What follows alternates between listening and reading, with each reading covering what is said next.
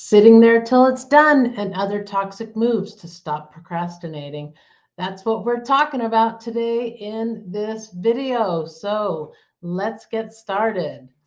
All right, you guys may be thinking to yourself that you're going to do some things like sit there till it's done, right? That's it. I'm going to sit there till it's done. I'm going to force myself.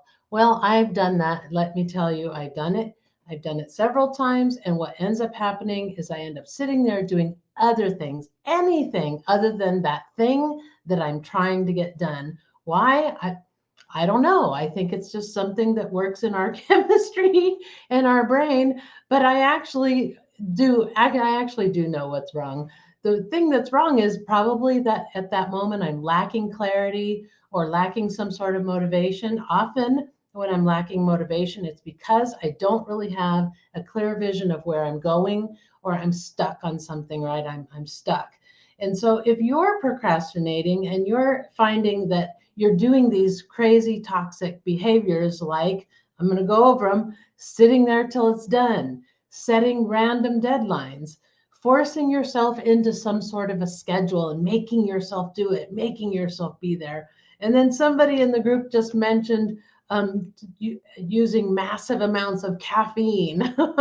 All those things are not going to help you. And I talked about setting random deadlines last week. So if you didn't catch that, let me know and I will send that link to you. You can just put a 1 in the comments if you want to see that video.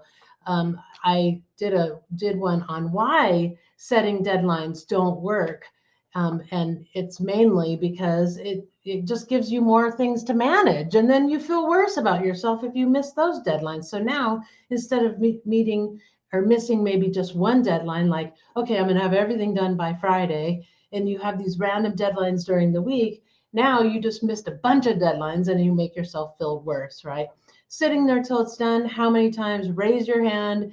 Put a fire emoji or an oh my gosh emoji in the comments if you have done this, where you say you're going to sit there until it's done and you find yourself scrolling through your social media feed, doing anything other than that one thing that you need to do.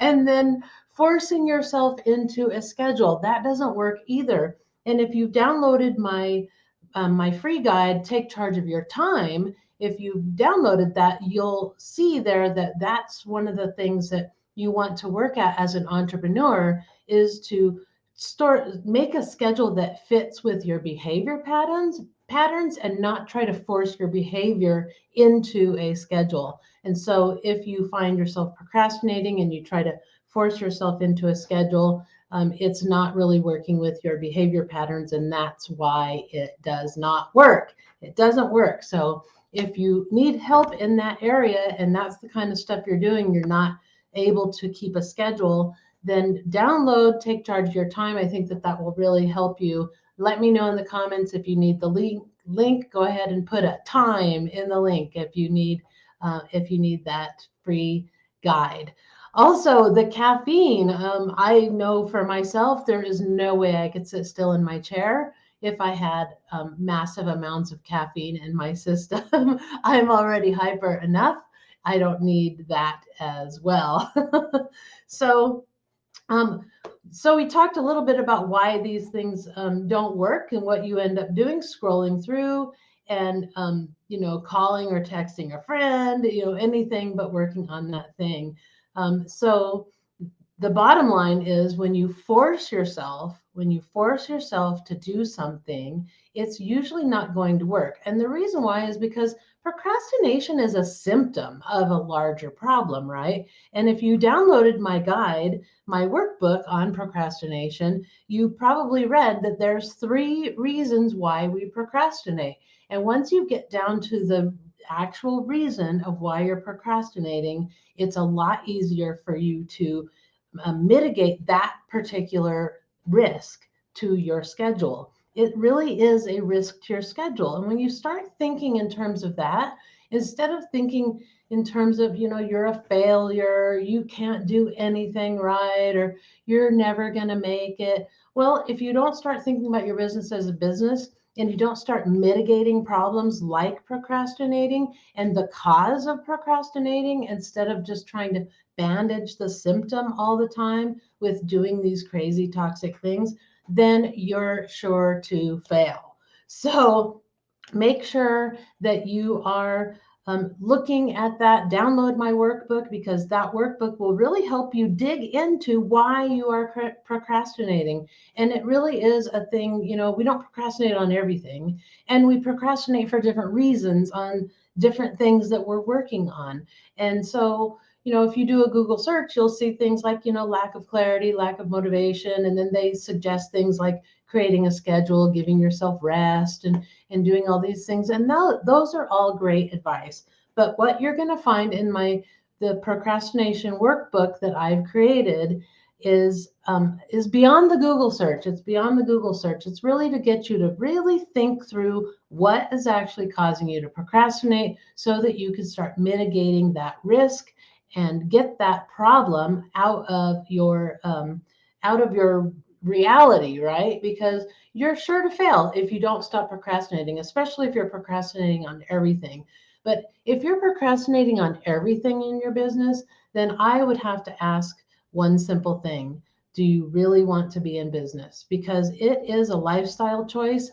It is something that you have to do, every day and be committed. You can't just like take breaks and just go away for a while and then come back to it. It's something you have to commit to and work at every single day.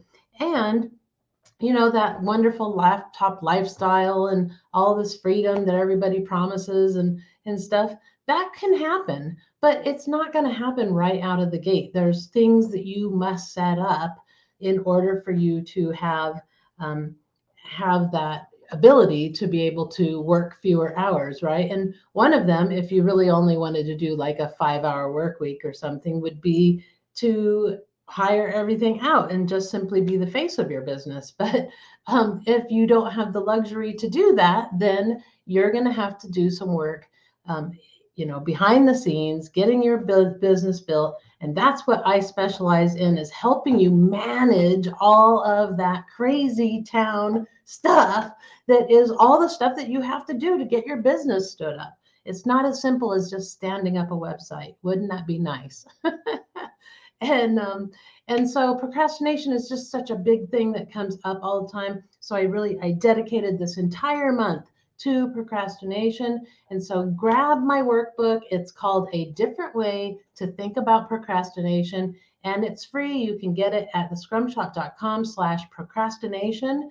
You can find it there. And then you can get all of my other workbooks, including Take Charge of Your Time, at thescrumshop.com/workbooks.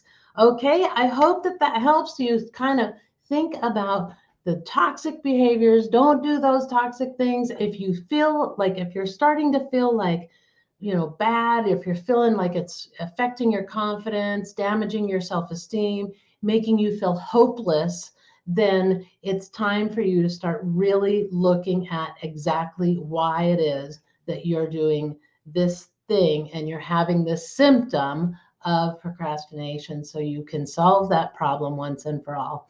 All right, I hope that helps, and I will see you guys in the comments. Okay, bye.